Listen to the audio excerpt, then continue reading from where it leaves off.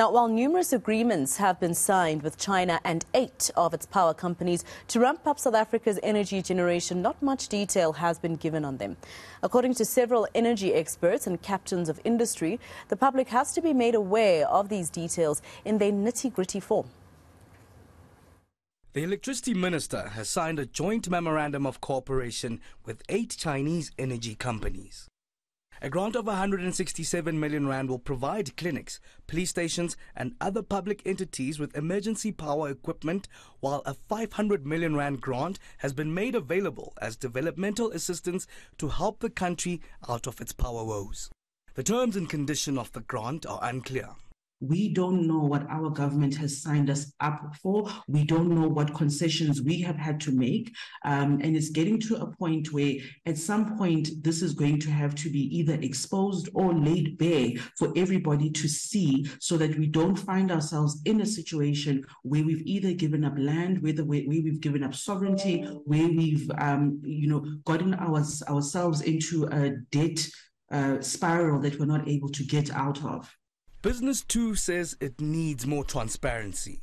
What we'd like to know as the NBBC is the details, because the devil's always in the detail. We need to know what type of grant and what conditions the grant comes with. We need it to be a little bit more transparent. Is this going to be a transfer of funds? What kind of account is it going to go into? What are the good governance protocols in place to ensure that that money is spent appropriately and that it doesn't get siphoned off or looted by politically connected people? While the agreement has been inked with 8 Chinese entities, one energy expert says the donor country often attaches conditions that benefit it in the long run. And we've seen this, whether it's from the US agencies, whether it is with Japan or with China or with Europe. Ultimately, this is how they grow their own companies. This is how they plow back into their own economies. So even this grant funding that we're seeing, it does not necessarily mean that South Africans are going to benefit. It's most likely a farm out to their consulting firms, and they will invoice, and the money ultimately winds up back in China.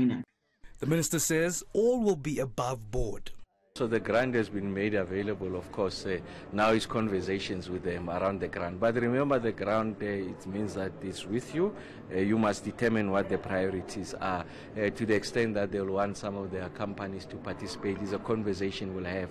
And one of the things that I've shared with the general public is that to the extent that there are onerous requirements will not place the country at risk, but those processes will be transparent. But given the history, the speed and the commitment with which we have been working with the Chinese, I really don't expect anything onerous. The minister says he'll give updates on any developments on the donation and grant on his weekly Sunday media briefings. Aviwe Mtila, Johannesburg.